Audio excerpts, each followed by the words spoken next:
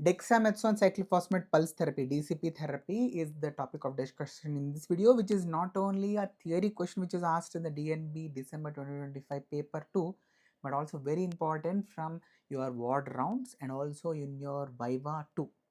So let us begin the discussion with the mechanism of action, but before that you should be knowing a brief introduction about what is this. I hope you might have heard this in your ward rounds. You might have also given to these patients, or if you have not yet given, so please watch this. You are going to get a beautiful idea about this pulse therapy. So this is corticosteroid pulse therapy. What is the meaning of pulse therapy? It is simply the administration of suprapharmacological doses, very high doses of medication. If it is given in a very short span, we call it as suprapharmacological doses or pulse therapy. And especially in this DCP therapy, the drug is going to be given in a very brief intermittent period, 3 to 5 days. We commonly give DCP therapy for 3 days, right? And this is to achieve the rapid intensive therapeutic effects followed by a period of complete withdrawal of the drug until the next scheduled pulse therapy is given. In India, remember dear students, this is historical perspective important. In 1981, Pasricha et al. Have used this pulse therapy, especially with corticosteroid, for the Reiter's disease. Reiter's disease, right? And in 1984, this DCP therapy has been used for the patients of pemphigus. Apart from pemphigus, there are other indications for this therapy. We are going to see that in the indications of this therapy. So this is dexamethasone cyclophosphamide pulse therapy, DCP. And this has revolutionized the management of pemphigus, because you might be knowing pemphigus is a very highly mortal condition. Mortality rates used to be very high prior to the DCP therapy, but after the administration of onset of this DCP pulse therapy concept, the mortality rate has drastically reduced, right? So that's the reason why this has been asked in so many examinations, and also it's practically very important from your Viva perspective. So what is the mechanism of action of this corticosteroid being given in a very high suprapharmacological doses? See, the rapid profound immunosuppression which is achieved with this doses cannot be explained by the classic genomic pathways alone. So all of you know that the steroids are going to act through the genomic pathways, but apart from that, this suprapharmacological dose is also going to have one more pathway which is called as non-genomic pathway. So there are two phases. We call this as biphasic mechanism of response of DCP therapy. So the rapid immediate response is because of the non-genomic effects, and the delayed sustained effects are because of the genomic pathway changes. So what are these? We are going to see briefly. First, the non-genomic pathway, which is going to be manifesting immediately within seconds to minutes of the infusion of the pulse therapy, right? This is going to be carried out because of the direct physicochemical interaction with the cellular and mitochondrial membranes of these corticosteroids. They are going to rapidly signal some important changes, which are going to be the leukocyte trafficking changes. What will happen is the rapidly decreased endothelial adhesion will be seen, and also it will halt the lymphocyte homing of the lymphocytes to the inflamed tissues, which is the response against the autoantigens to produce autoantibodies by the lymphocytes. So this will reduce because of this pulse therapy. Not only that, there will be stabilization of the lysosomal membranes and also reduced capillary dilatation. So the pulse therapy is going to cause vasostabilization in the affected areas, and also this is going to impair the sodium potassium transport, thereby it is going to restrict the mitochondrial ATP production, thereby ultimately reducing the immune cell activation. So all of this is through the bioenergetic block. So these are the three: leukocyte trafficking, vasostabilization, and the bioenergetic block, which are going to be immediately seen after the administration of the pulse therapy, non-genomic pathway. For the genomic pathway to take its course, it will take some time. It will require more than 30 minutes for the changes to occur in the transcription and translation levels. So this is a delayed genomic pathway where there is going to be this trans activation of the glucocorticoid responsive elements, in the nuclear DNA. So basically this is happening at the genomic level, at the DNA level. And trans repression is also going to happen, which is going to antagonize the transcription factors, nuclear factor kappa B and AP1. So here what will happen ultimately, because of this genomic pathway, the inflammatory mediators, their amount, the secretion is going to reduce, and anti-inflammatory mediators, they are going to increase. So upregulation of the anti-inflammatory proteins, that is interleukin 10 and secretory leukoproteinase inhibitors is going to happen, and the downregulation of the pro-inflammatory cytokines, which are responsible for producing the inflammation, they are going to reduce. So what are those? Interleukin 1, 2, 6, 8, tumor necrosis factor alpha, and also INOS. So this is the mechanism of action which you can remember. I know this is a little bit volatile among the rest of the topics which you are going to cover in this theory question. So this mechanism of action is a little bit volatile, so you need to revise it again and again so that you are going to remember this. Next, coming to the phases of this DCP regimen. So you should remember broadly there are going to be 4 phases, out of which you should understand what is each cycle having in it. So what is the drugs which are administered, how they are administered, how many days the patient should get admitted, that is going to be covered in this basic of this standard DCP cycle. So in one cycle there is going to be a 28 days period of time where the patient is going to be outpatient based treated with oral cyclophosphamide, and after which the patient has to come back to the doctor, get admitted, and has to be administered for 3 days with the IV medications. So the standard treatment consists of repeating treatment cycles every 28 days, counted first day from the pulse therapy. So on the day 1, the patient is going to be given 100 milligrams of dexamethasone in 500 ml of 5% dextrose, given as a slow IV infusion over a period of 2 hours. So this same infusion will be given on day 1, day 2 and day 3. In all the 3 days it's same dexamethasone 100 mg, but on the day 2 there will be additional medication which is 500 milligrams of cyclophosphamide, which will be dissolved and given along with the dexamethasone, right? So this is the DCP pulse therapy, dexamethasone cyclophosphamide pulse therapy. On day 2 we are going to just add the cyclophosphamide. Rest of the other 3 days it's going to be 100 mg of dexamethasone. I hope it is clear. So interpulse, the period between the pulse, that is the 3 days of admission and the pulse therapy, after that the patient is going to be treated on the OPD basis, where they are going to be given the cyclophosphamide 50 mg tablet, which they have to take orally in between the monthly pulses. And one more point to remember, why is 5% dextrose preferred over the normal saline?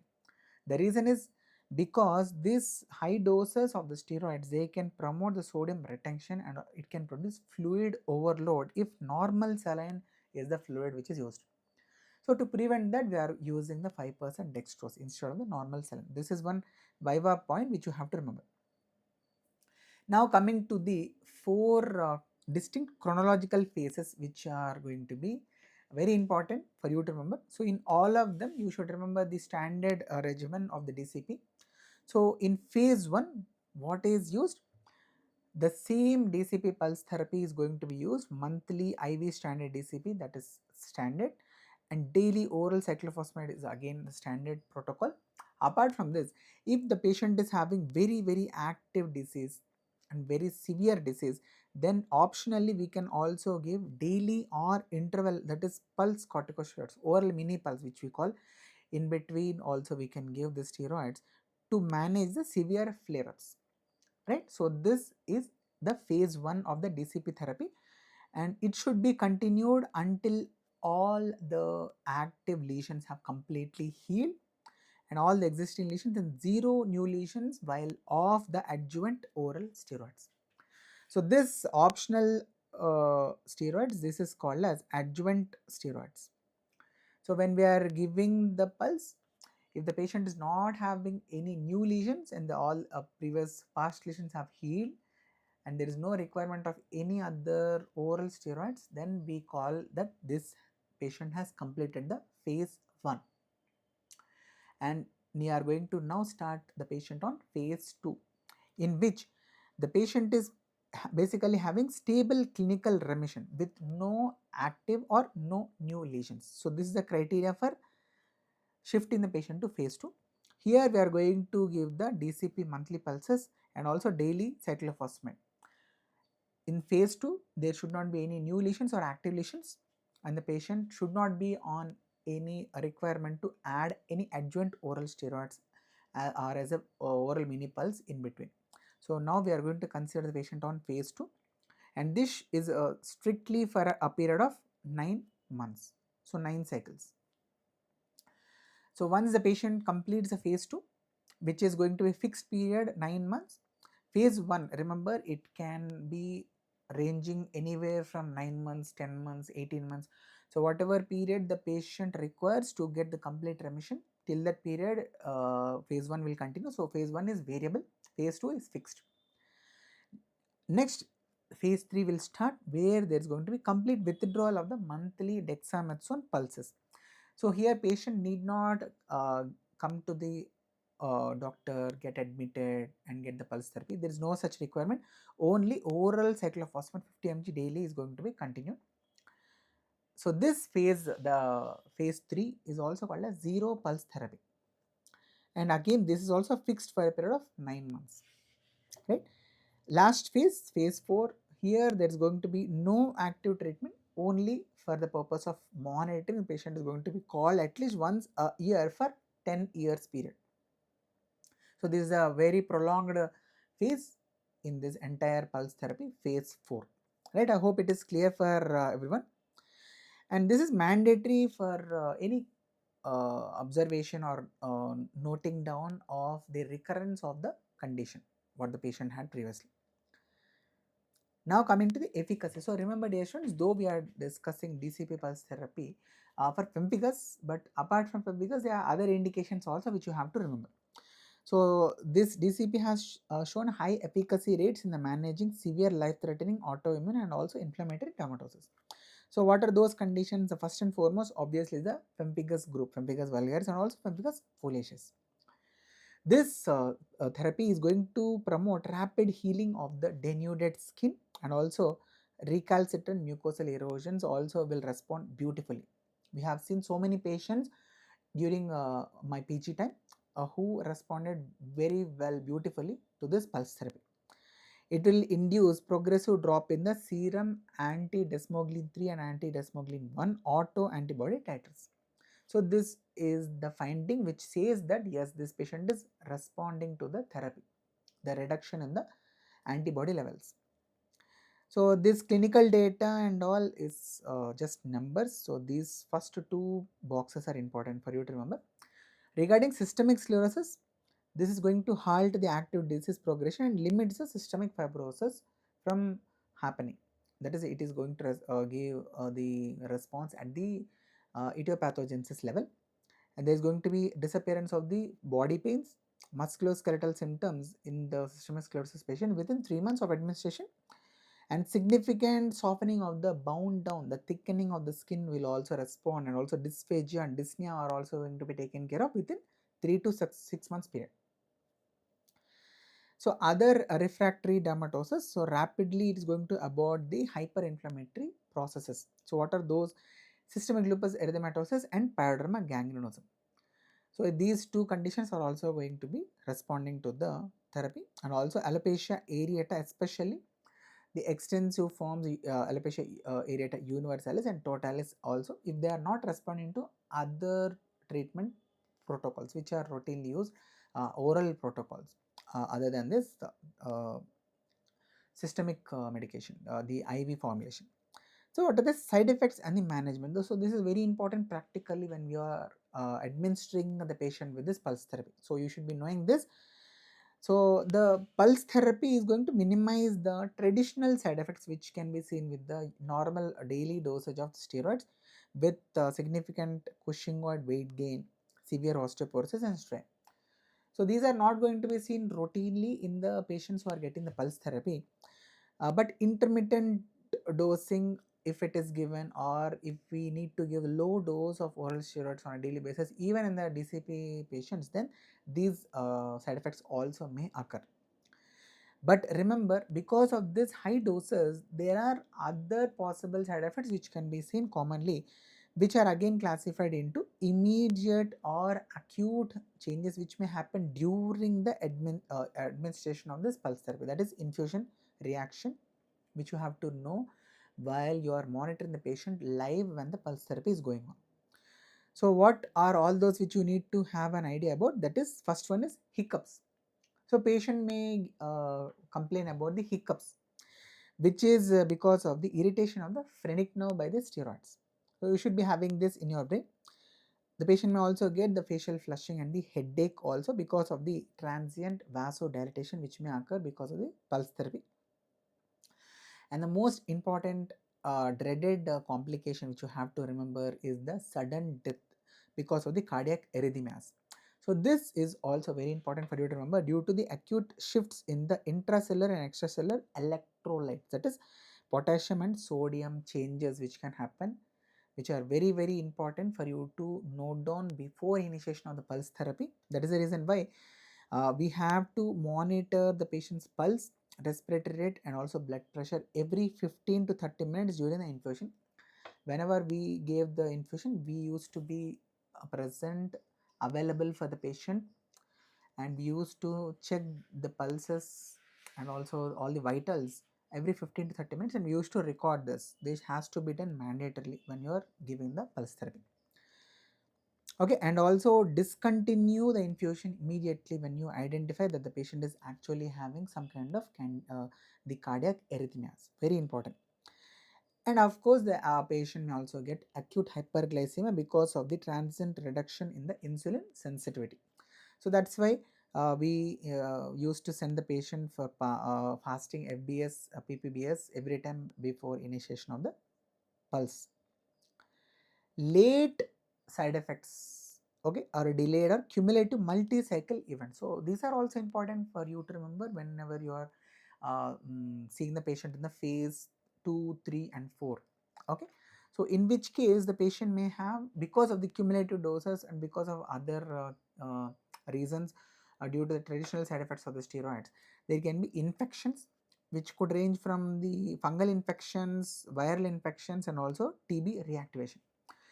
There could be gonadal failure mainly because of the cyclophosphamide. So remember, in the women, if the cumulative dose is 30 grams, and in the males, if the cumulative dose is 12 grams, there is a possibility of this gonadal failure. There could be azoospermia and also premature ovarian failure. So these are the problems which you have to keep in your mind. Next is hemorrhagic cystitis because of the acrolein, which is going to cause the damage to the urothelium. Also HPA axis suppression, which is very important concept in the steroids. We will discuss this in a separate video. So the patients can have the suppressed adrenal function, which could be found in 55% of the patients. 4 to 6 weeks post phase 2. So this is a problem which can be commonly seen in the phase those patients who are in the phase 2 of the pulse therapy. There could also be malignancies, that is transitional cell bladder carcinoma. So what should we do to prevent or to monitor these side effects? So to prevent the gonadal failure, avoid the cyclophosphamide component in unmarried patients, and instead you can alternate with methotrexate. Alternatively, methotrexate can be used instead of cyclophosphamide to prevent this from happening. To prevent hemorrhagic cystitis from occurring, every time when we are giving the cyclophosphamide in the day 2, what we are going to do is 500 ml of 5% dextrose has to be infused additionally after the pulse is completed, and also we should instruct the patient to empty the bladder half hourly during the pulse therapy for 2 hours post infusion. So this has to be performed on day 2 mandatory to prevent the cyclophosphamide from being, that is acrolein, from being in touch with the bladder endothelium, right? And also we can administer the mesna if you suspect there is a possibility of hemorrhagic cystitis, right? to prevent the osteoporosis from happening, we can supplement the patient with daily calcium and also vitamin as and when required, and also oral bisphosphonate alendronate can also be administered. So this is about the pulse therapy. I hope this has explained you about the basics of the DCP pulse therapy. If you have any doubts, you can ask me in the comment section, and if this video is helpful, please do hit that like button, and also do subscribe to this channel for more such videos on a regular basis. If you have any doubts, you can ask me in the comment section. Thank you so much for watching this video till this point, and you can also add yourself into the worldwide derma residence discussion for any queries of you to be answered by me. Thank you so much. Happy learning. Bye bye.